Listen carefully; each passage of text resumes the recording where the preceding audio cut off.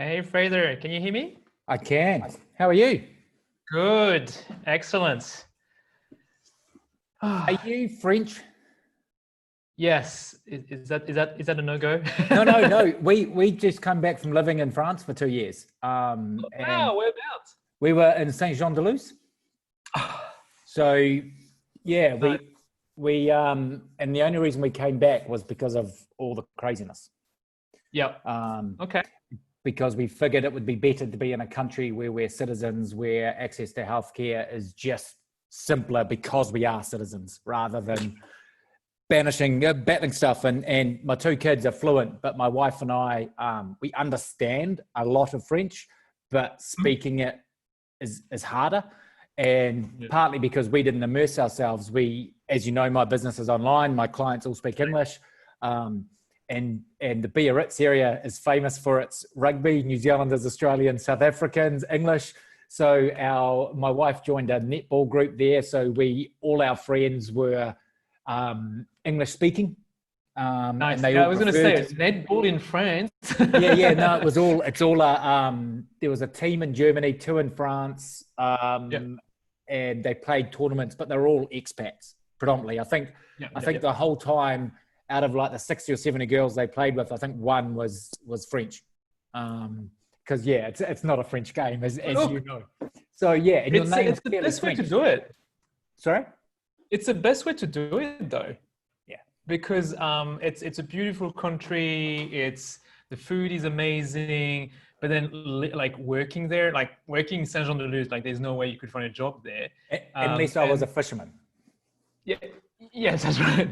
And like working under French laws is like so complicated, like so many requirements. So it's the best. I mean, it's crazy. I tried to. Sorry, no, go for it. I'm having some soup for lunch and it was too hot. I tried to look setting up a company over there. So on entrepreneurs, just because we just extended our visa each time for a year. We had a holiday visa, which was.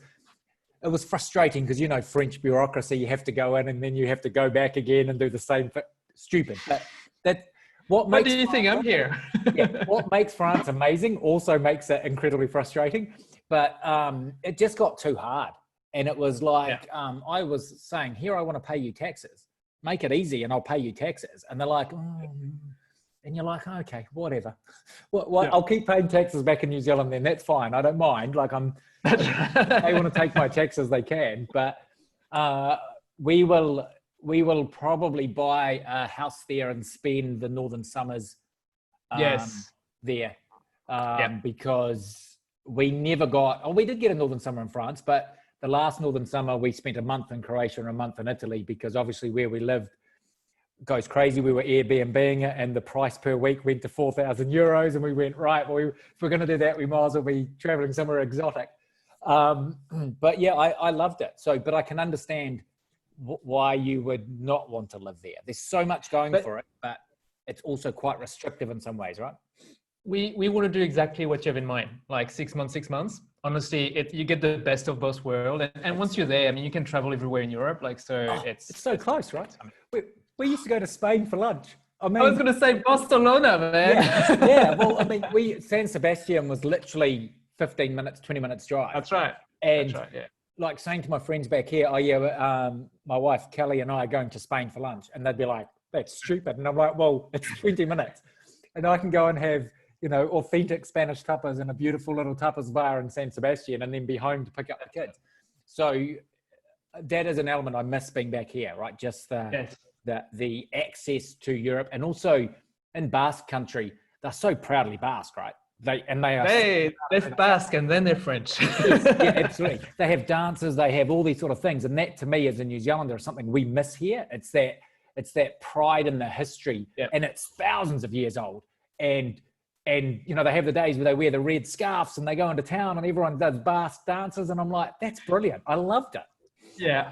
That's so true. Whereabouts are you from originally? So, well, I was born in Lorient, so next to Brest, but then my dad was in the Navy, so we moved around a lot, and we live predominantly in the south in Aix-en-Provence, around Aix-en-Provence area. Lovely spot. So same, Saint-Jean-de-Luz, Aix-en-Provence, like, oh, fuck.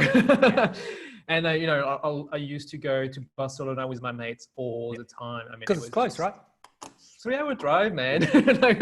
Nothing. And then you could party. I mean, that was awesome. I miss that. And what you just said, it's not patriotism. It's, I don't know, full engagement, I think, like colors, songs. I do miss that here, like I go to the games and people are singing one song maybe. And I'm like, it's just like, it's different. But look, one of the reasons I left, and I think you'll be fine in Saint-Jean-de-Luz, and I think that's a smart idea to do it, to be in a smaller place, is I wasn't feeling safe in big cities. I got mugged quite a few times, and I didn't want that life for my kids, I think St. Jean's the complete opposite. It's because we traveled a lot around Europe. St. Jean, honestly, you could leave your front door open and, the only person would come in would be your neighbor to give you some vegetables. Like it really is. I remember I was in Biarritz once and we were parked somewhere and I said to a friend, are we going to be okay parked there? And they said, no, it's illegal, but it'll give the police something to do because there's nothing else for them to do other than in peak season. In winter. Yeah, that's why we chose the Southwest, because it had all the trappings of the Mediterranean in terms of the beauty. We love the ocean, but we love the waves, but it didn't have perhaps the migrant issues. It didn't have the economy issues. So it became a really safe spot because of it. That's true. My wife is Japanese and she spent a year in Biarritz. And so when we talk about resentment from the population, racism, we don't have the same conversation because she has a different experience. Yeah, completely different. That's what I did. Yeah, because my mom is still in Montpellier, which is on the other side. And it's still great. It's nice, but when we went to visit a few years back, it's still an anxiety, anger, and which we don't have here in Australia or in New Zealand, really. Absolutely. We've got our best friends over there were, he was French, she was English, although he had a English mother, so he was fluent in 6 languages. And their parents had just moved. They'd lived in Montpellier their whole life, and they had just moved to Biarritz to be closer to family. And the father was an ex-policeman, and he was saying he didn't feel safe in Montpellier anymore. He said as an ex-policeman, crime was getting more. He said it used to just be petty crime, which is fine. You lose things, but you're okay. And he said some of the muggings and some of the brutal assaults were changing. And he got frustrated with the rainfall in St. Jean-de-Luz, but he loved the safety of it, right? Yeah, I agree. Oh man, that's exactly what we need with my wife. So my question is, maybe we should have that conversation on a podcast because I'm fine. Go for it. I'll keep that conversation. So anyway, my audience is like totally your audience basically. Dads who I'm trying to wake up dads, and so those are mostly the dads who are waking up to spend more time with their kids. I mean. You're basically 8 years ahead of me, so you understand all that. Absolutely. What I'm looking for is practical examples, practical tools in order to find that harmony, that balance, and tell the stories. Tell the stories that illustrate those tools. We start with why is the balance important? We start with who you are, who are your kids, who's your wife.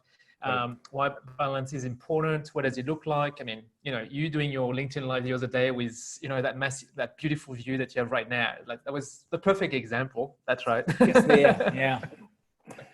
And the kids are riding around causing havoc outside. You'll probably hear them at some point at some stage. Nice. And then we spend quite a bit of times on the tools, and then at the end, what message you want to share with them. But that's it. All right, so let's get started, and I'll just write the time for the edit. So what I do, I think I told you, I'll get my VA to get all the gold nuggets in 3 or 4 videos, package that with subtitles, and then send that to you as well, so you can reuse it as well. Perfect. Good. And that's it. Cool. Awesome. Let's do it. Let's get. Is the audio okay? Because it's the first time I'm using a Bluetooth speaker. Is there any echo or? No, it's perfect. Okay. It's all good. Perfect. All right, let's go. And timer is 10. Oh, 10:04. Perfect. All right, everyone. This is another episode of the Future Proof You podcast for working dads. And I just spent 10 minutes amazing with Fraser because I just found out that he just got back from living in France for 2 years. So we exchanged addresses and why to live there. And I'm like, at some stage, I'm like, maybe we should get into the podcast and record this. Hi, Fraser. Nice to meet you. How you doing? Yeah, very well, thanks, Julian. Yeah, when I saw your name and I started to do a little bit of exploration, and I said to my son, he's French, and it's like French people seem to follow us around. We've been on the beach several times, and French people come walking past. It's been amazing. But yeah, just to share the stories, and there's so many similarities, and just it's so cool to speak to a Frenchman, even though you're now domiciled in Aussie. It's so cool to speak to a Frenchman because the one thing that COVID has made me miss is the fact that we came back to New Zealand, and I truly miss France. And it's the one thing I can't do anything about because borders are closed. But I do miss it. And as you and I were just talking about, there's many things about it that are frustrating, but there's so many things about it that are beautiful and appealing and alluring.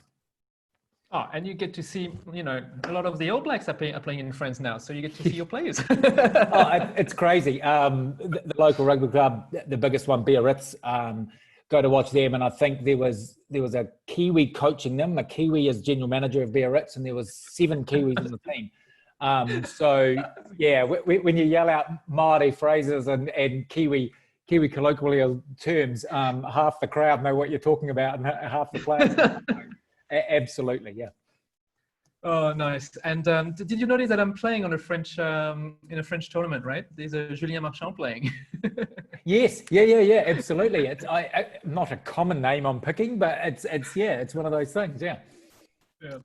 All right. So one of the reason I call you in is because I've stumbled on some of your comments, and I'm like, wow, he's really talking about what I'm going, but your content was way more mature and way more advanced, and I started digging and like, what the fuck? He's been doing this for a long time now, and this being, helping dads find their balance with their family, with their job and their career. So I'm like, how about I'm going to shut up and I'm going to get him on the podcast and share. So do you want to introduce us to your family, your kids, your wife, and then what you do now and yeah.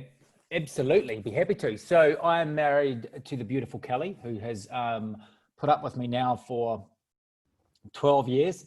We've been married for coming on 11. We actually had our 10th wedding anniversary at the Trevi Fountain in Rome last year, which was pretty special. And the story behind that is 2 years before we met, she was in Rome and she threw a coin in there and she wished to meet her soulmate. And then not long after that, she met me, and it hasn't all been plain sailing, as you'd be aware. No marriage ever truly is, but it's been an amazing ride. And I've got 2 kids, Will and Maya. So they are aged 10 and 8. Will especially prompted my journey. He started off what I do. And I say Will especially because Maya was literally 2 weeks old. So she emphasized the point, but it was something that Will said that prompted my journey. And you mentioned to me before we got on the podcast how you liked the view that I had, and that's a big part of where we're at now. We, as a result of COVID, we were on our way back to France after a summer holiday in New Zealand, and we were in LA when all this started going crazy. So we literally, on our way to the airport, I spent 6.5 hours on hold to Air New Zealand to change the flights to get back to New Zealand rather than to go on to London. Yeah.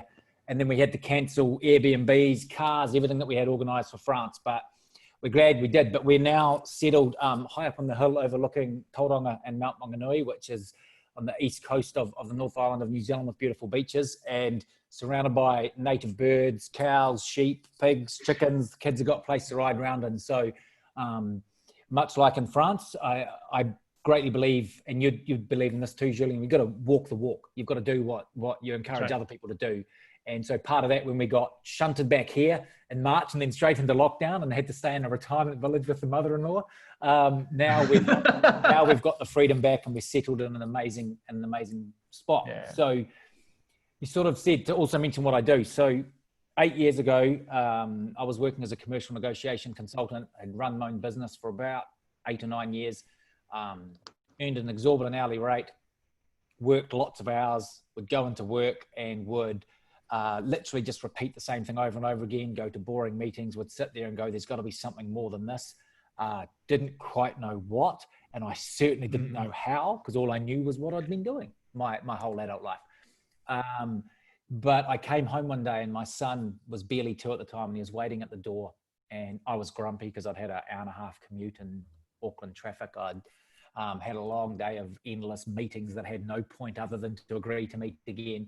And as I walked past him, he looked up at me with the sweetest look, and he said, "Dad, why are you always grumpy?" And I went, wow, okay. Now, I can use you've been in Australia long enough, I can use this. That knocked me for 6, right? So I was literally like, wow. So I took a good, long, hard look at myself and I went, okay, I wasn't happy with what I saw in the mirror, literally or metaphorically. I'd gained some weight. I looked old. I looked miserable. I actually put a post out recently with a photo of me 10 years ago. And honestly, I look 15 years older than I do now. We'll get into that in a minute. And I went, what is it I want to do? And I made the decision then, and I don't recommend anyone else does, but it was right for me. And I walked in the very next day and quit and said to my clients, right, yeah, cold turkey. Yep, I can't do this. I paid out, noticed each of my individual clients, said I'll get people in to help and I'll cover costs, but I can't do this anymore. And that was the best and the worst thing I ever did. It was the best thing because I was free. It was the worst thing because what next, right? What do I do now? Well, 2 days later, what the fuck? Yeah, my wife was a stay-at-home mum. We had a 2-year-old. Oh, great. Yeah, I was the only income earner. And I then spent 15 months going around in circles going, I want to help people. I want to serve people, but how do I do that? And I'd have a great idea. And then 2 days later, the idea would fizzle out because I didn't know what to do with it. My wife would get sick of me saying, now I've found the solution, this is it, because she'd hear that every 2 or 3 days. And I was sitting on the beach, and the beach is my happy place. And I know you can appreciate that because I've seen you out there. Absolutely. And I was sitting there and I went, wow, there must be other people out there. There must be other dads that feel as though it's all work, work, work. They're trapped in the rat race. There's nothing else that they can do. They earn good money. It gives them security, but they're miserable. But yet that's all they can do because they don't have any clarity around what their purpose is, who they really are, what it is they want, and how to go about it. And I went, wow, if I can solve that for myself and for others, I'm onto something here that's going to make me pretty excited, make me pretty fulfilled, make me feel free, give me happiness and success. Keyword being fulfilled, right? Yeah, absolutely. Fulfillment is the key because I had success and it made me miserable. I had success. So I ran home, got on the phone with a coach I'd been following and said, help me. And we had a chat and he said, this is how much it costs. I fell off my chair. I told my wife, she fell off her chair. We hadn't earned any income for 15 months. We'd eaten away at savings and were borrowing money. I was literally borrowing money to pay the rent. And I said, no, I can't do that. 3 months later, I rang him up and I said, I can't not do it because I haven't done anything in the 3 months. Yeah, no. My passion is boiling, but I don't know where to put it. I want to help people. I don't know how. Give me a hand. And he said, do you have more money than you had last time? And I said, I have less, but don't worry about that. I will sort it. Let's get started. Yeah. I actually ended up ringing my mother-in-law to borrow a bit of money off her, swallowing my pride. And 2 weeks later, I had 5 clients that had paid up front. 5 clients to what it was I was trying to get them towards. We'd moved out of our house, moved by the beach. Income was flowing, had paid off the mother-in-law, had started to have hope. Now, it's not been all plain sailing since then, as you can acknowledge. It never is. It's a roller coaster ride, but that was that watershed moment for me. And so from that day, Epic Dads was created. I've now rebranded into Epic Performance, and that's partly because as I've grown, I've become more specific in my target. 90% of my clients are still dads because it's my story. And as we know from being entrepreneurs, people relate to stories. And it's been the last 6.5 years of really being stuck into it has been the most amazing journey. So before that, I had this amazing program that was going to solve everyone's problem, but no one bought. So hence why I had... We all have this program. Yeah. And then bringing a coach on board suddenly gave me clarity around actually, no, people want your experience. People want to know what you've learned. People want you to help them fast track things. And it has been the journey of a lifetime. Since then, it's not long after that, I went fully online. I started servicing people within 5 minutes drive, and I realized that was quite limiting. Went global, went online, and became location free. Hence why we spent 2 years in France, and we'd still be there now if it wasn't for COVID craziness. And you'd appreciate this. I get the biggest buzz out of helping people to realize that, because I'm a great believer that work-life balance is the biggest nonsensical fallacy. And I'll tell you why. One, because I believe life is work plus home plus play, right? And you can define those three things any different way. It might be career, it might be family, it might be fitness. Doesn't matter. It's the same. Intentionally, essentially it's the same thing. So you can't balance something like work and life, because work is part of life. And if you have to balance it, it suggests you hate your work. So you should do something about that rather than trying to balance it up. So I'm a great believer in having it all. And by having it all, I don't mean all the bells and whistles and the Lamborghinis and the cars, because I don't have any of those things. But having it all in terms of loving what you do, and all those three facets of your life, and doing stuff that makes you feel so completely and utterly fulfilled. And it took me 3 or 4 years before I got close to earning what I used to earn in my own life. But okay, that's fair enough. I mean, that's being upfront, right? That's how long it takes. But it took me a while, because I was earning an exorbitant hourly rate and working 60 to 80, 90 hours a week. So obviously I was earning good money in my old job, but it took me a while to get that in. But now I am 3, 4, 5 times what I used to be. And I work 2 or 3 hours a day. I do it in between having fun with the kids who are riding around causing rackets outside, between spending time in the ocean, between spending time working on my health and well-being and dating my wife. So that to me is, you can call it balance, you can call it integration, you can call it anything. I call it life. Like, to me, it's life. And when you're not nailing every aspect, the one that you're not nailing will eventually infect the others and bring you down, right? And I look at you, and you're clearly in good shape. And that's part of it. So many, as dads, we forget about that, and the dad bod craze and all of this. It's like, no, guys, if you're not maximizing your physical shape, eventually you're not going to be able to keep up and do the other things. So that is my, unfortunately, rather long-winded version of that, of where I started and where I got to. It's really annoying because, you know, I take notes and I put the timestamp so I can extract the big pieces, and I've been tagging the entire talk. Like, I couldn't take bits and pieces. The entire thing is just gold. It was like, well, we can tell that you've had a long time to reflect on it, and you've been progressing on this. And certainly when you say, you know, I don't believe in balance, and I still use the word balance because this is the word that people like resonate with, and then I bring them carefully to the word harmony, which goes to, but I really like when you say it's just fucking life. That's it. I mean, like, it's a nonsensical fallacy. It doesn't make sense, and it's a fallacy because you're trying to balance something that can't be balanced. And the other problem I have with it is balancing something is a constant effort. You're constantly taking from one to give to another. And that's why people are so busy, because they're constantly balancing. Whereas when you create the life you want, you don't need to balance. You don't need to take something and give to another, because you have an abundance of time to allocate to the things you love doing, right? And that to me is living.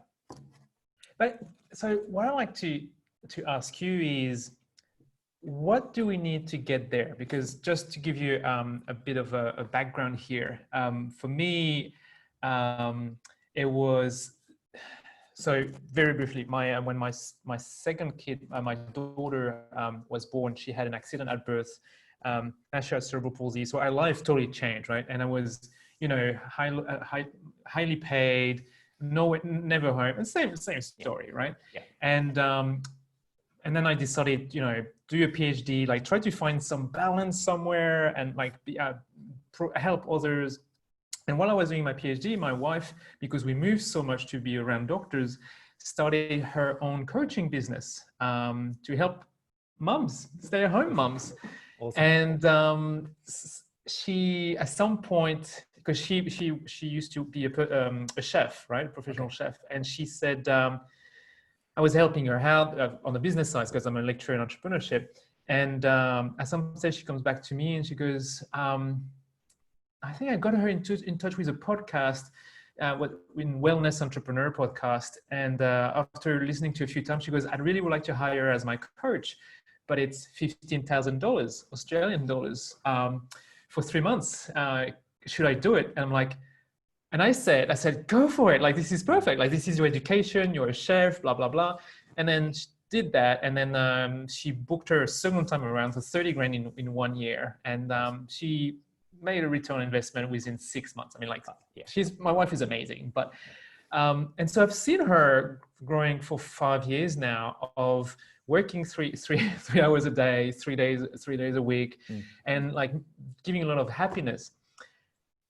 But I said, yeah, that's good for her, but it doesn't work for me. I need to go the hard way, right? And I'm going to do it. And I had a health crisis 2 years ago. I quit my job because of that, and then I couldn't get out. And she finally told me, get a coach. And she offered me the coach the first time around. She paid for it. She said, look, you did that for me before, I would have did that for you before. And then now I did it second time, and that freed me. But it came from the accident of my daughter, seeing my wife doing it, having a personal healthcare. How do we help other dads out there not to go through that trauma, that pain? Yeah, well, the whole point of why we do what we do is to prevent other people from going through what we went through. There's a smarter and a cleverer way, and with hindsight, we can see that. But we had to go through the pain in order to get there. I had to send my family broke and borrow money from the in-laws in order to get to a position where I can help other men not go through that. So look, I think the biggest challenge is we become so limited in what we can see. We get the blinkers on. So we start to identify who we are as our roles. So I'm an accountant, or I'm a lawyer, or I'm a financial planner, or whatever else, right? So we become so myopic in our views. And we also then chase what I call the American dream, the white picket fence, the 2.4 kids, the station wagon, the corner office job. And when we get that and we feel empty, we're like, oh, we must be doing something wrong. There's something wrong with us. So we feel guilty for feeling empty. We feel guilty for wanting more. And so we then just go, because you've got the mortgage and you've got all the loans. And totally. Your expenses go up the more you earn. So you have to keep earning that money. Otherwise something has to give.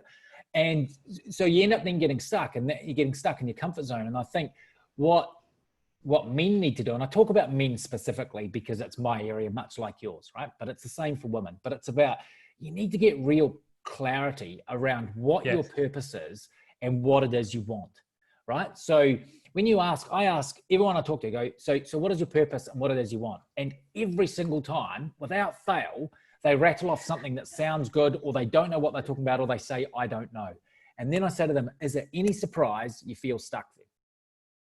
And they because you're drifting. Yeah, absolutely. You're going through the motions. What I say is you're living someone else's life. Someone else has defined this as their ideal life. You've copied and you've gone, shit, it's actually not what I want. Because I've been there, you've been there, you know what it's like. So I think that clarity of purpose, that clarity of direction is absolutely fundamental. And I say this to people, you can't climb a mountain if you can't see the mountain. Yes. You have to be able to see it in order to be able to climb it. So it's almost like you've got to get clear on what it is you want, what your purpose is, who you are, in order to be able to start that journey. And it sounds so basic, and it is. It's simple. I don't want to say it's basic, but it's simple. But most of us, me included, and from what you've just said, you were the same and your wife was the same, we can't see it because it's right in front of us. We can't see it. So we need someone to help guide us. They can't do it for us, but they can ask us the right questions. They can push, they can shove, they can, I say manipulate, but I mean it in the best possible way. They can facilitate us to get to where we need to get to. So for me, it's around that clarity, Julian. It really is. If you can't see something, if you can't picture what it is you want, if you can't picture who you are, if you can't picture your why, then you really are just going around in circles. And it's no surprise there's so many men, and women are the same, but there's so many men that are stuck because they can't see an alternative.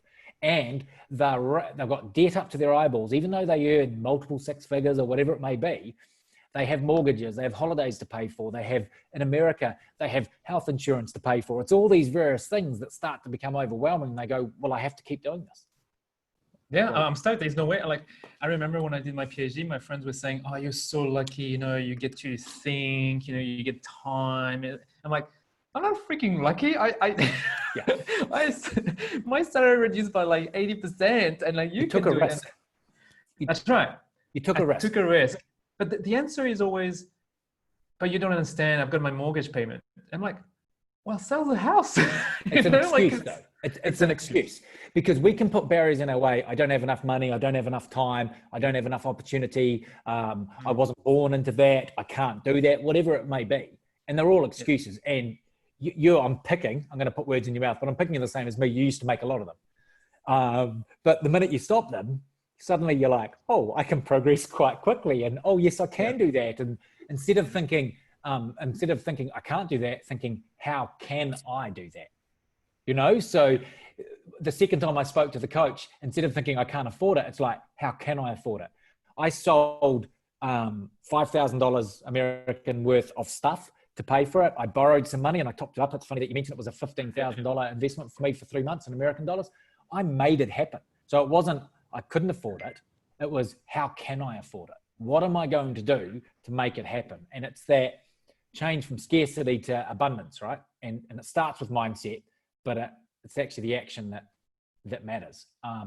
But it's hard to take action when you can't see what it is you want. And I guess that's one of the reason I think, and you and I do the same thing. Like we go on social media platform and we try to share that life, like to show others that it is possible. And you have to go, you know, like filter all that crap of all those guys on the jets and the Lamborghinis, and you're like, okay, but like cutting through that crap. And what I found myself doing is I was doing a lot of reflection myself, meditating, but by doing the video, it really helped me reflecting more and getting feedback from the audience, and really realizing that I get to show other people what my wife did for me, right? My wife was my example, you know, like I remember, like, I think it was three years ago, she was telling me, oh, I'm going to do my sales for my coaching program for the next 3 months.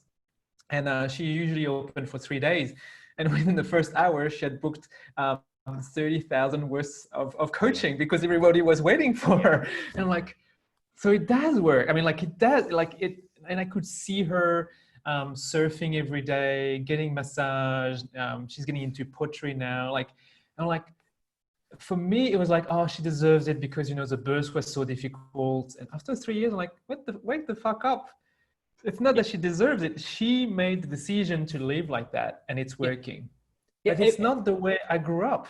Absolutely, but we've got to detrain our minds, because our minds are like, you've got to hustle and grind, you've got to compromise, you've got to sacrifice, you've got to work hard so you can live when you retire. And I think it's the biggest lie that we've been told, and that's why so many people are freaking miserable, because they're putting off living until later. Whereas your wife was one of the fortunate ones that went, hang on a minute, I want to do all those things now. How do I make it happen?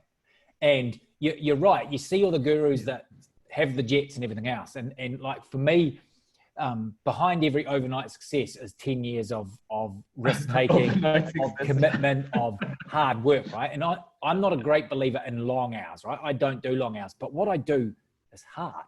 Sometimes I have to make hard calls. I have to do things others aren't willing to do. I have to take risks that others don't take. And someone said to me, oh, the only difference between you and me is that you got the opportunity to do this. And I said, no, I made the opportunity to do this. I was the same as you. I made the choice that I didn't want that anymore and I wanted to choose this. And I made it happen. And there was times when I had months without income. There was times when I'd go, wow, is this ever going to work? But it's the Michael Jordan Last Dance thing that's been out at the moment. It just shows the benefit of relentless consistency. Just turning up and getting the right help you need from the right people, coaches, mentors. I've invested many hundreds of thousands of dollars over the last 7 or 8 years to get there. And I continue to do so because you need that guidance, you need that help. But it's like, are you willing to take that risk and create what you want? Because you don't get to surf in the middle of the day when everyone else is in an office because you're lucky. You don't get to surf in the middle of the day because you're lazy. You actually get to do that because you're brave, because you're courageous, because you followed your heart. Like that is the reason why your wife and now you get to join doing that. That's why. And I think that I get frustrated when I hear people say, you're just lucky. The only difference between you and me is luck. It's like, hang on. No.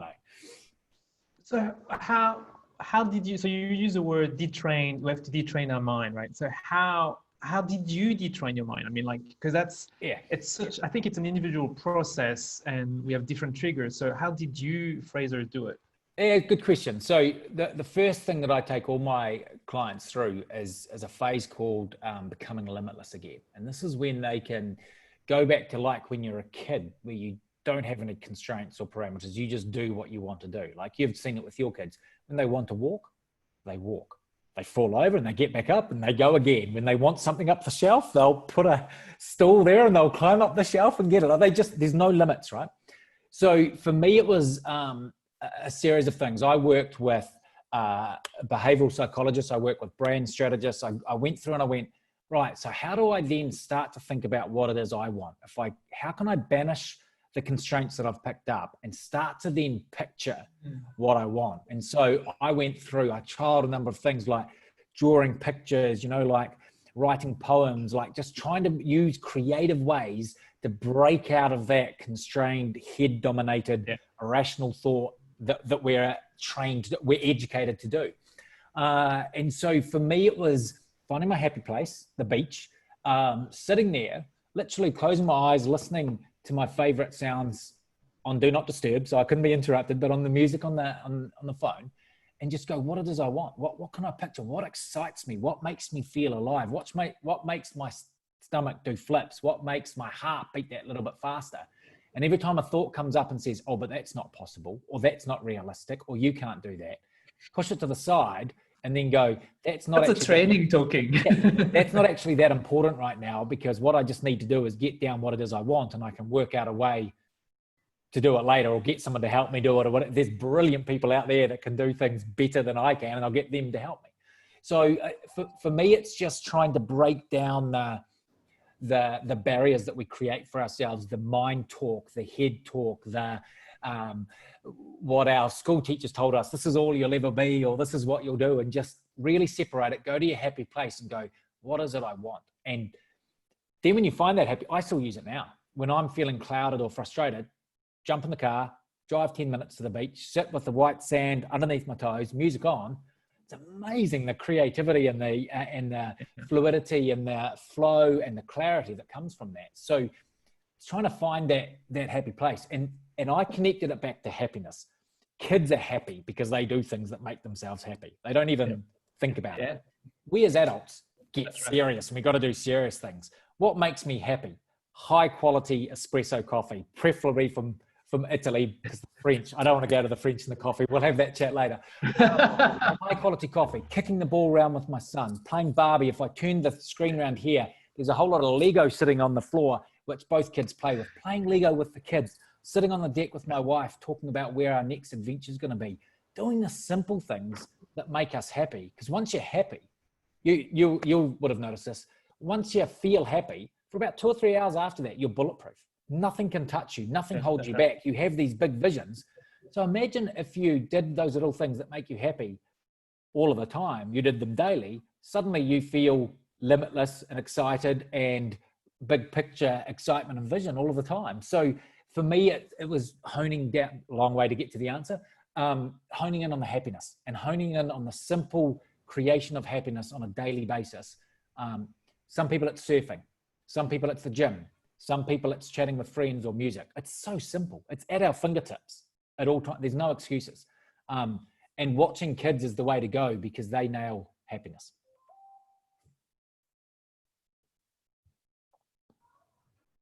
Oh, have I got you back?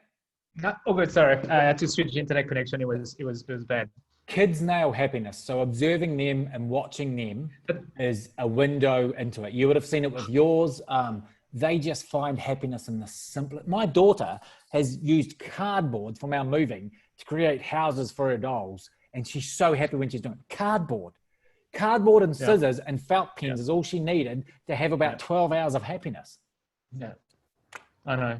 Simple. Look, and I think I'm embracing that more and more. My oldest, Tayo, is a musician. He's a creative, right? I am not a musician,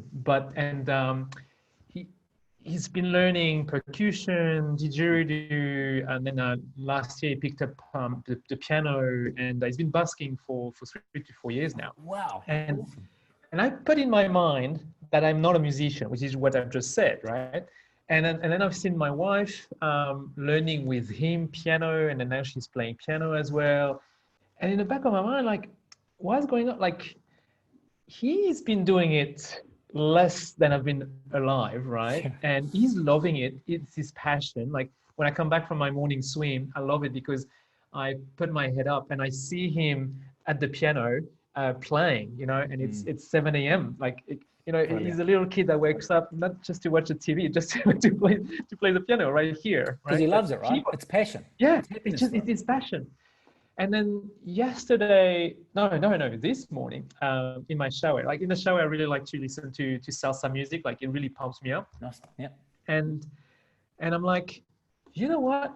I'm gonna ask him to teach me to learn percussions because piano. I've got a trauma around piano, and my piano teacher was a bitch. And same with my guitar instructor when I was a kid.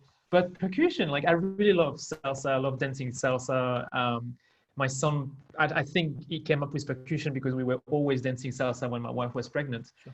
And I'm like, he's got bongos, he's got congas. I mean, he's got like all the things. I'm like, I'm going to ask him. So I went to ask him and his eyes just went bam, because he's been trying to teach me the piano. And I was being the guy that was saying, no, I can't because it takes too long, blah, blah, it's too hard. Like all those excuses, right? And now, like today, me asking him to for him to teach me music, and I finally did it because I'm like, he's been doing it, he loves it. I can do it too, and so learning from the kids is just amazing. It's powerful because they don't think of why not; they think of why. They think of why they want to do something. They want to learn an instrument. So my son's learning the ukulele at the moment, and it's because he wants to. Because he wants to play Somewhere Over the Rainbow by Izzy Kamosi, the Hawaiian guy who sang a great version of it. And he wants to also be able to play Lean On Me. And it's like to see the freedom that they have. And he goes, I can do that, right, Dad? And I'm like, absolutely you can. He also wants to be an NBA superstar. He wants to be 6'6", and given I'm 5'9" and my wife's 5'6", he may be struggling. But just wish harder.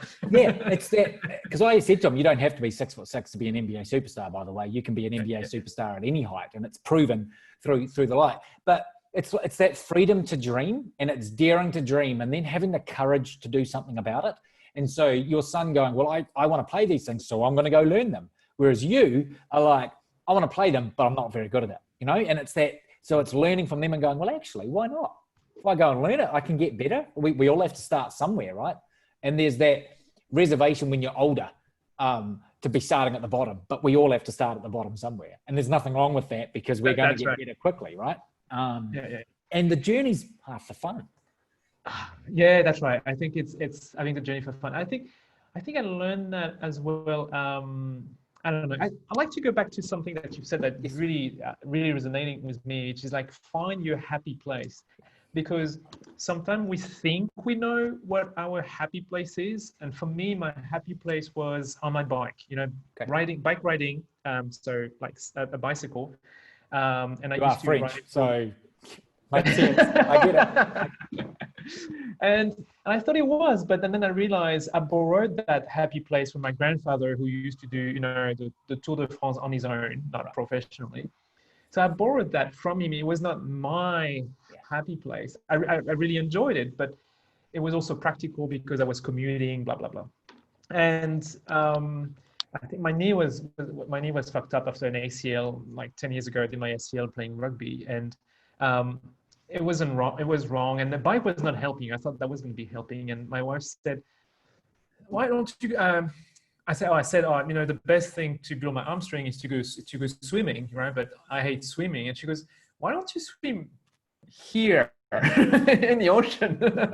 Right there. I said, "Oh no, it's too cold. It's what did I say? It was in July, right? It was in the middle of winter, so it's too cold. It's too dangerous. They've got sharks, blah blah blah."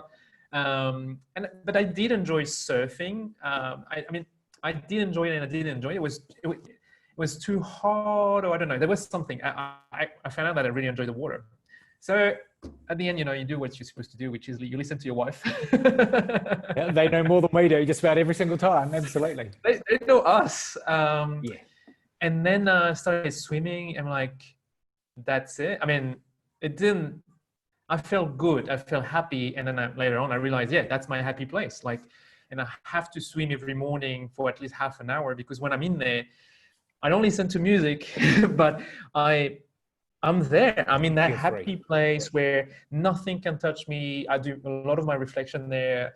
I still can take notes, which is annoying, but no, but if it's clear in your head, then you go back and because I do that when I do it. I then, once I've finished on the beach or I've finished a sprint session at the track, because that's the other happy place for me. Oh yes, yeah, I just get out the notes section on my phone and just note it down, and then it's out of my head, and I go, I can deal with that later. It's there. That's right. That's right. But I think it's definitely trial and error to find the happy place, because you're right. We assume what it is, and they're often inherited from family, which is an interesting observation you make, because it's so true. And I hadn't thought about it like that, but it's so true.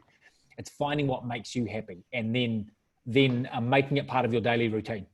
Because I'm not a fan of routine, but I think routine on that in terms of triggers for happiness, brilliant. Absolutely do something that does that. And if being in the ocean swimming does that for you, you will be 10 times more efficient and effective as a result of investing half an hour in your day. Even though it's an hour, probably by the time you get changed, you get out of an hour to then be 5 hours more efficient in the rest of your day.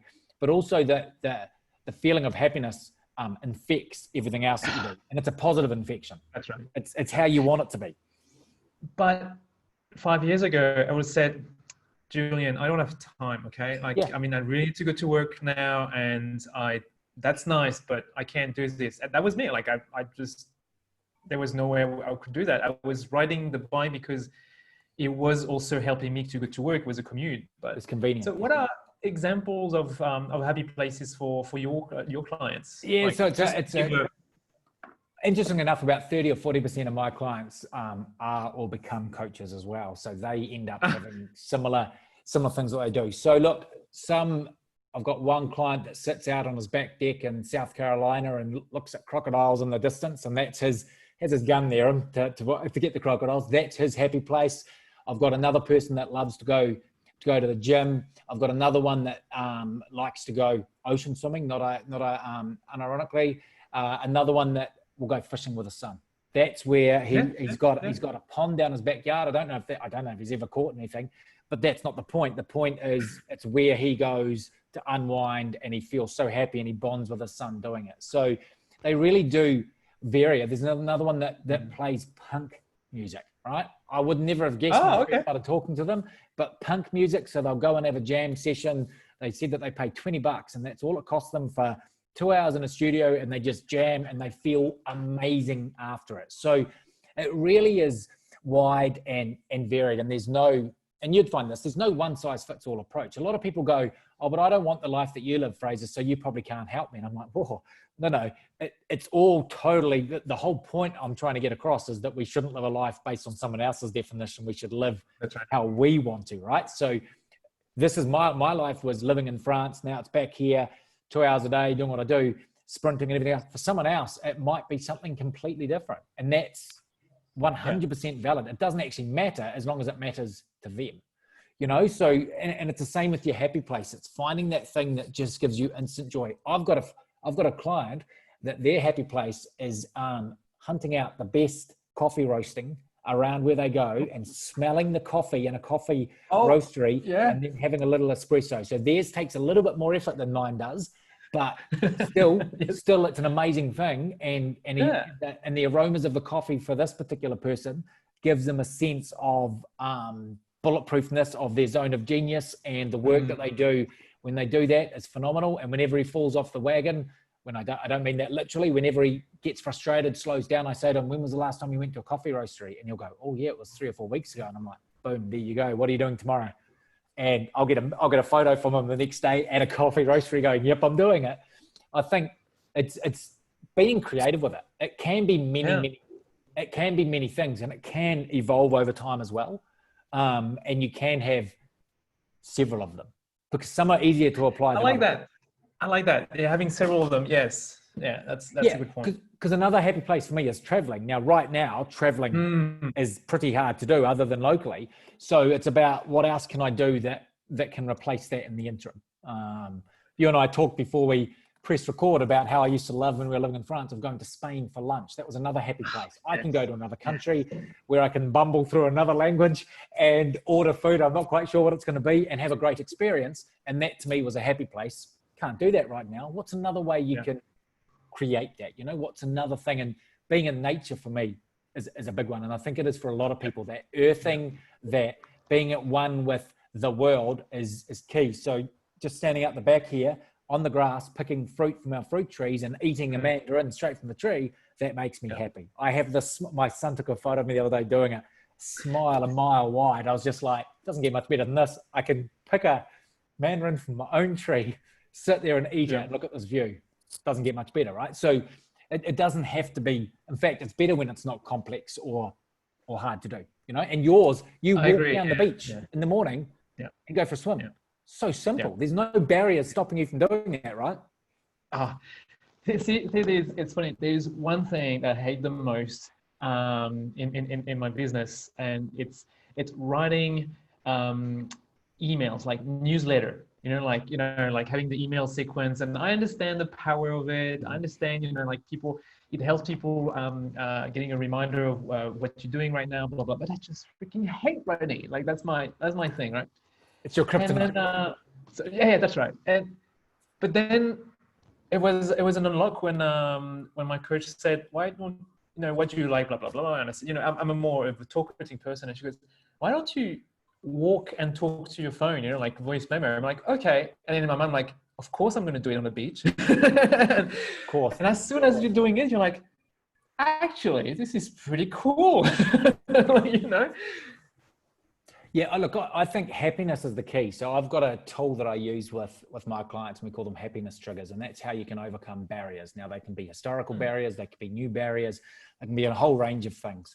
And applying one of your happiness triggers is how you get over it. So for you, like your coach said, I don't like doing this, so I put it off. Oh yeah, why don't you walk and talk and do something you're happy with doing? And boom, all of a sudden, it's not an issue anymore because you're happy and you're excited and you're doing it your way. And I think that's one of the many benefits of coaching, Julian, is that someone helps you identify the best way for you to do it. Because what works for me, yes, that's right, might not work for you, might not work for Jeff down the road, or Steve, or Bruce. I'm trying to use Aussie names.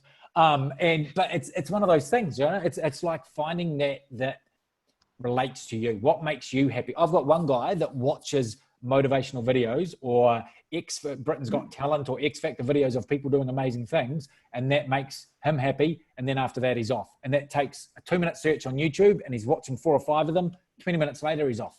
So nice. That's an easy one. That's good. Well, I'm a big sock. I cry the minute I watch those. Whenever I see someone doing something amazing or risking it all to do something, I just cry. So my kids will come in and I'll be sitting down here and they'll see me crying and they'll go, have you been watching X Factor again? And I'm like, yeah. But it makes it's tears of happiness. It's tears of excitement that someone else is achieving their potential, and which is why I do what I do. But it doesn't have to be hard, right? So those things, and they're so accessible. I can do that on my phone from anywhere. So there's no excuse when people go, I can't find something that makes me happy. It's like, bullshit, you're not looking hard enough. What excites you? What is fun? People like going to their local sports team. Like it can be that easy. I like watching old videos from the 1990s basketball era with Jordan and Johnson and Bird because it excites me. I get excited watching these guys. It makes me happy. It makes me wish I was them, but that's neither here nor there. I can then go out and pretend I am on my lower hoop outside where I can dunk it from the foul line. But it's what it's all about, right? It's about finding what works for you. That's amazing. And talking about NBA, just tell Will that I think who was his name? Muggsy Bogues. Muggsy Bogues was 5'3". 5 feet, right? Yeah. 5'3". Yeah. Yeah. No, I showed him videos of Muggsy, and I showed him another video of a guy called Spud Webb who won the slam dunk competition twice, I think, at 5'8". So he's even shorter than I am, and he won the slam dunk competition. The guy was amazing. So, and I always said to him that there is no, there's a stereotype of what you must be like. But then there's 90% of the people that fall outside the stereotype that still go on and be amazing. And we're watching The Last Dance, and we're watching Dennis Rodman, who at 6'7", I think, dominated rebounds, is considered the best rebounder of all time. And he shouldn't have been at 6'7", but he was phenomenal because he was different. Yeah. He studied and he worked a way to make his athleticism work for him, and he would judge where the ball would be, and he'd be the first one there. So he wasn't the tallest and he couldn't jump the highest, but he got the ball most of the time. And so there's always a way. And that's why when people say, I can't do this, I'm not lucky enough, it's like, find a way to make it work for you. I like the example of Dennis Rodman, because I think in the documentary they were explaining, and that wasn't him explaining, that was actually his teammate saying, actually, he goes on each part of the court and he visualizes where the ball's going to come from, and then he watches all the replays of all the players, and he gets. I mean, that's hard work. He was saying that he knew that because Larry Bird spun the ball, that if he shot from that position, it would likely come off the rim and go over there. So he had to be over there. I mean, wow, that is epic. That is commitment. That is doing something no one else was willing to do, and as a result, he achieved what no one else was achieving. You know, it's like, and yet if you'd said, oh, he's going to be a 6'7" guy with tattoos, with nose rings and everything else, and oh, by the way, he's going to dominate rebounds, you'd go, whatever, what are you talking about? Yeah. He's got to be 7'1", he's got to do this. It's like, no. And I think that comes back to what we do as well, is that we put ourselves in boxes. We shoebox ourselves, and we limit ourselves. Oh, I'm white and middle class from here, so this is all I can do. Or I'm black from here, so this is all I can do. Or I'm, you know, whatever it may be. I'm French, so this is all I can do. It's like, it's not the case at all. Yeah. You can do whatever you choose to do. You just need to be able to picture it and see it. Yeah. And I think it's moving away from that identity that we give ourselves. Like, we earn that identity. That was my research for my PhD, like looking at students becoming entrepreneurs and see how easy it was for them to get that identity of an entrepreneur, because they were in that time of their life, 18, 19, where they always question who they are. But whereas when you grow older, you've got your suit, and you've got your work phone, and you've got the car that goes with it, and that's your identity, and it's so hard to move away from it. Absolutely. We mistake role and identity. So we then nice. Yes. We then buy into our roles, right? So I used to say I'm a husband, I'm a father, I'm a commercial negotiator, because it's what I used to do. That's my identity. No, it's the roles that I play. My identity is something quite different. And as I'm sure you do, it's something I take my clients through very early on, is getting clear on who they are. We all have superpowers. We all have brilliance. We all have something that only we can do, because we're the only ones just like us, right? We are all unique and special. Everyone has greatness inside them. But when you're so wrapped up in roles, you lose that. So I used to go, I'm a commercial negotiator. I'm a negotiator. I'm a father. I'm a husband. That's who I am. No, that's what I do. Who I am is something quite different. It's independent of all of that. And who I am enables me to do all those things, but that's not who I am. And I think we make the mistake of networking things. Oh, so who are you? Oh, I'm Jeff. I'm an accountant. No, it's like, that's what you do, but who are you? And I think when you start to unpack that, you realize people are absolutely fascinating, intensely interesting, and full of so much amazing stuff that if only they could see it and get let out. So I'm hoping that as a result of the sort of things that you and I do, and those people all around us, all our peers, that hopefully the next generation start to have this clarity when they're younger, having it at 16 and 17, and then hopefully at 9 and 10, rather than waiting until I did my mid-30s till I finally had that epiphany, because I wasted all those years. Now, they weren't wasted because they enabled me to become who I am, but that's the journey, I missed out on knowing who I was that whole time, and I never fitted in because I was searching for an identity based on roles that just isn't there, and trying to fit in and trying to conform. And I think conformity is one of the worst things that we can do. It's all about that. Identity is so fundamental to who we are, and yet it's so challenging because we've been told you're this, you're that, and it's like, no, you're in that box. And so you start to see things through these little wee glasses that limit so much. And you invested so much to get into that box. I mean, you studies. I mean, I did a business degree, so I need to be in business, right? I mean, time, money, and energy has gone into identifying that box. So, God damn, you'll stay in it. And it's ridiculous. It's so inherently limiting. And I'm excited to see some of the next generation of entrepreneurs coming through, the younger people who are then going, well, actually, no, I don't fit into that. This is who I am. And it's like, brilliant. Hold on to that your whole life, because you will fly because of it. It will be tough to start with, but once you get into that, and I'm seeing it with my son now, who at age 10 is starting to really get clear on who he is. And it's not easy, but it's like, I wish I'd gone through that cathartic moment when I was 10 rather than waiting until I was 35.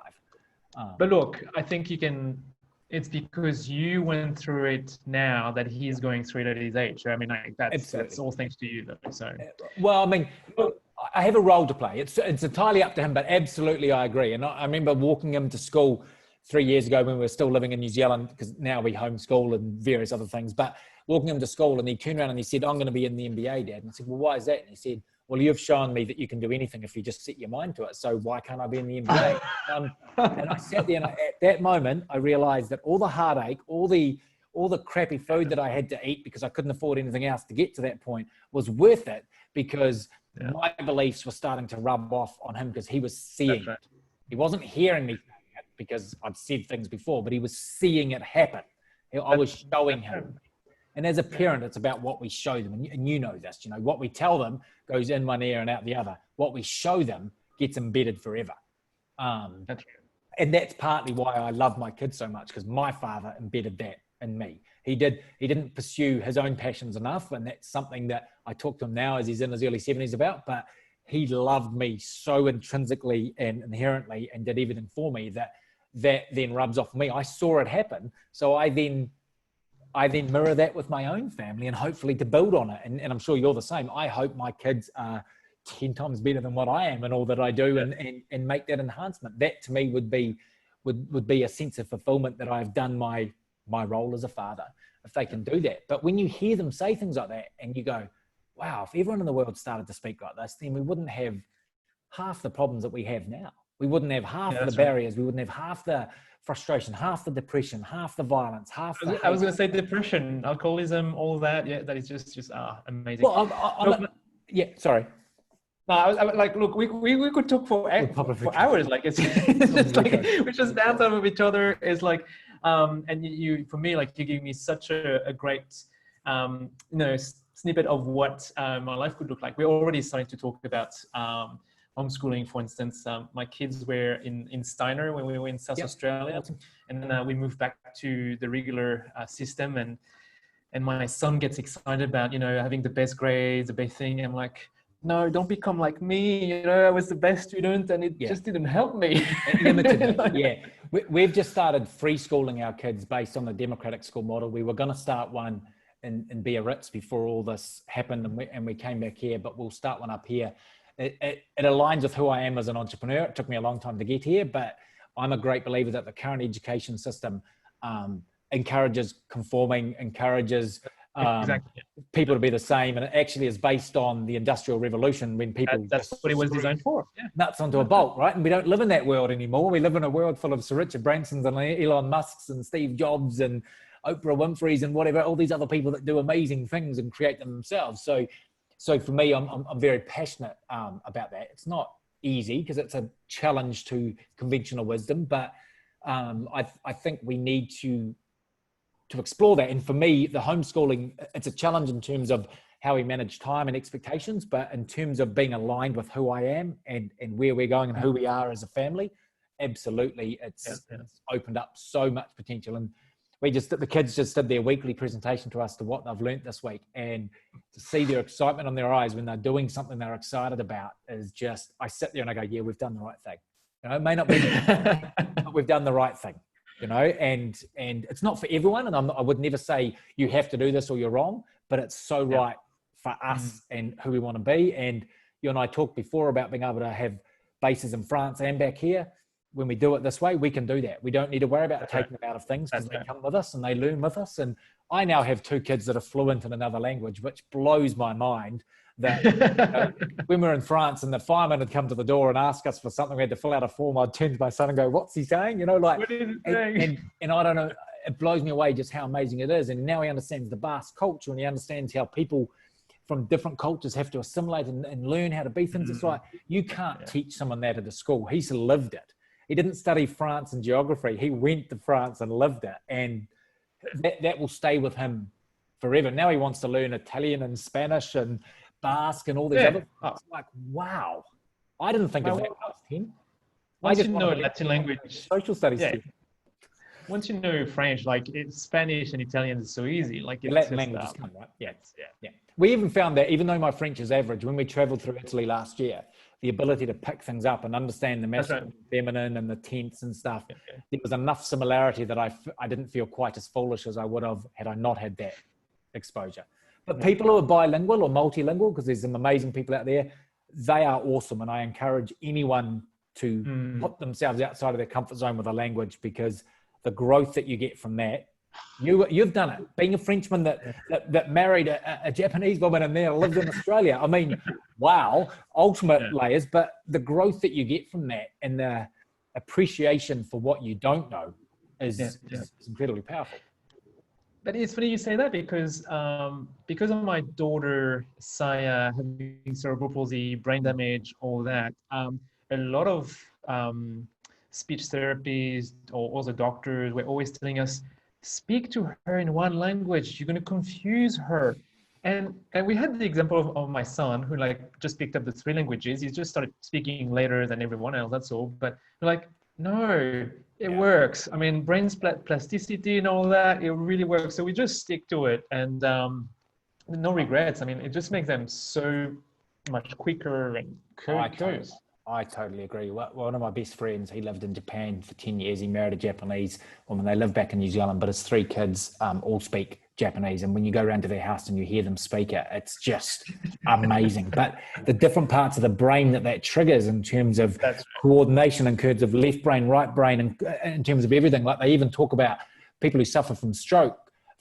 If you know another language, your chance of recovery is that much higher, and your chance of having a stroke in the first place is that much lower, and all these other things. Like there is, and having tried to immerse myself in French and how hard it is, like you can, and then how much you have to think to do it, and you want it to become naturally.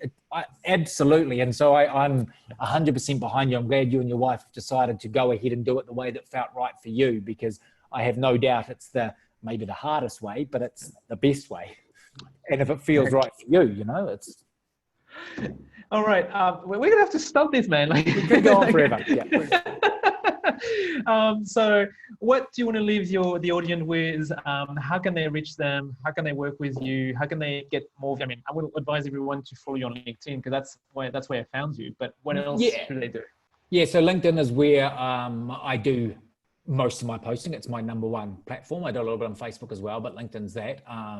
Got my website, which is www.frasercameron.com. Currently just going through a little bit of a rebrand, getting some nice new pictures out there. So it's under construction, but that's going live over the weekend, which is quite exciting. My team have been working on that.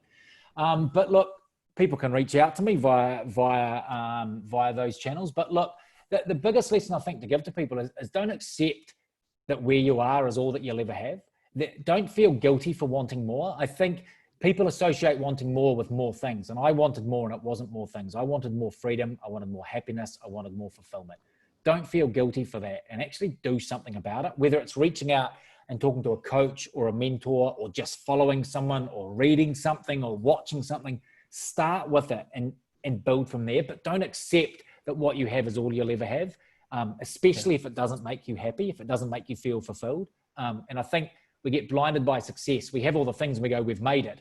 But if that doesn't quite make you feel right, don't feel guilty for feeling that you want more. But also don't just think about it. Do something about it. Coach, mentor, online course, whatever, read books, whatever it is, what's right for you, find the right solution for you, and then commit to it. Because as someone who's gone through it and come out the other side, I'm so glad I did. I'm so glad I didn't just accept that my life was going to be an hourly rate in meetings time and time again. And I'm sure you're glad you didn't accept the same for you, because the other side is so much better.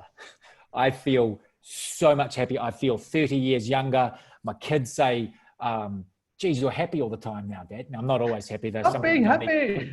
But I am happy all the time, and I feel free, and I finally feel as though I'm being me. And I did a training session with my best friend the other day, And he said, I remember what you used to be like. He said, you used to be a bit cantankerous and grumpy and find fault with everything. Now you just smile and do the things you love. And it's like, and he's known me for 15, close to 20 years. If that's not a prompt and inspiration and motivation to go out there and do it, then I don't know what is, because life is for living and doing the things we want to do, right? And you're an example of that. I like to think I'm an example of that. And we didn't have anything given to us. We went and got it ourselves. So it's well within everyone's grasp. You know, there's no one's beyond this if you want it enough and you get the help that you need. Awesome. I mean, that's a perfect way to end this episode. All right. Thank you so much, Fraser. That was awesome. And I'll put all the links in the show notes. And I think it's time to go and play with your kids' Lego, right? Yeah, absolutely. They did bang on the door a little bit before and give me the look as if to say, hurry up, Dad, which I'm sure. The look. But thank you so much, Julian, for the opportunity to speak with you here. I have absolutely loved it. And I want to say I would love to return the favor on a LinkedIn Live coming up or some other platform, because I think we have only just begun to scratch the surface of our beliefs, of our feelings, of our approach to life, and I'd like to explore it some more. So thank you so much for your time today. Awesome. I was holding my tongue so many times then. It is really hard, because when you get excited and passionate about stuff, like you just want to dive in, but you're also aware that people's patience and desire for listening and attention spans is such that you and I could talk for 5 days and we'd love it, but not everyone else is like that. But look, I'm really happy that I don't often say yes to podcasts unless they're people that are truly well established, and that's just a protection of my time. But I had a gut feel that I needed to talk to you, and I'm so glad that I did. Nice. I'm so glad that I did, because some people just invite you and then they don't have the right intent, and I don't find a connection. But I checked out a couple of your videos and I went, yeah, no, this is a guy that I think I'm going to enjoy chatting to. I don't have to agree with everything that someone says. That's part of the fun of the world, right? Is that we challenge things. But I felt such a synergy that I thought it would be silly not to. Yeah, same. And I totally get where you're coming from, you know, like picking people who are already established, because you are in the mentality of using your time as effectively as possible. So you want the best return on investment, so you can go and play with the kids. But the other side of things too, though, is, Julian, that I remember there was people that spent time with me when I was where you are, you know, and it's not as if you're miles behind, so I'm not saying that at all, but those people that are where you want to be, when they give you their time and energy, even if you pay for it, that's kind of by the by, but when they give you their time and energy, I remember looking back, I wouldn't be where I am now if it wasn't for a handful of people that did that. So I'm like, hang on a minute, Fraser, why are you? And I'm just like, if your gut says you should talk to him, then just talk to him, find a way. And I'm sitting here smiling on a Friday afternoon, so incredibly grateful that I did. And I definitely want to explore other ways that we can collaborate and do stuff together, because it makes the French connection. Now we're in the Pacific, and your story is similar to mine. In essence, it's the same. You know, there's differences, but in essence, it's the same. And I think there's massive opportunity there for us to help people by collaborating in whatever way, even if it's just lives, even if it's just some. I don't the what doesn't matter, but let's catch up again. I love it. Yeah, no, awesome. And a kid at the same age, so I remember seeing that, and I was curious by your kids' names, because obviously with my best mate, he speaks fluent Japanese and lived there for a number of years. Like, I have an affinity to the Japanese culture because he talks about it, and there's a lot of things about it that I find appealing. And then when I saw the names, I'm like, those are interesting names. And then when you mentioned your wife is Japanese, I'm like, okay, so that's why there's that interesting element in there that is not quite. It wasn't French and it wasn't Australian, and it's like, okay, but there you go. It's an amazing world we live in. Awesome. I'm 100% for collabs. Cool. Let's do a LinkedIn Live, and I'll come up. Let me go back into my happy place to think about it and come back with ideas of what to do. Well, I want to do it. It's something that allows you to share about you. So this one was about me sharing mine and that thing, but think about if you can come back to me and go, I'd really like to talk about X or Y or Z, let me know, and we will work something around that. I haven't done any LinkedIn Lives with other people up until now for a variety of reasons, but I think that there's certainly I've seen some that were insanely boring and were very self-congratulatory and were just like, I'm like, why are you doing this? But I believe that you and I are saying the same thing to the same people, and there's power in repetition from multiple people who have come from different places who are saying the same thing.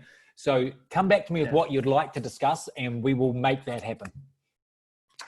Awesome, man. Thank you so much for your time, my friend. Thank you. I am looking forward to our next interaction because I enjoyed this, and I'm so glad that we invested the time in doing this. So thank you. Thank you. And say thank you to your kids as well for letting us do that. Yeah, well, I read nonfiction at night, and I've just finished my last book, and I promised my daughter I'd take her for a gelato down by the beachfront as I chose a book. So she's no doubt very keen to remind me that I promised her a gelato, even though as you're experiencing, it's not the best weather here. It's a bit chilly. We're heading into winter as you are, but you know, gelato is gelato. They don't even consider the weather. Like, it doesn't come into place for that.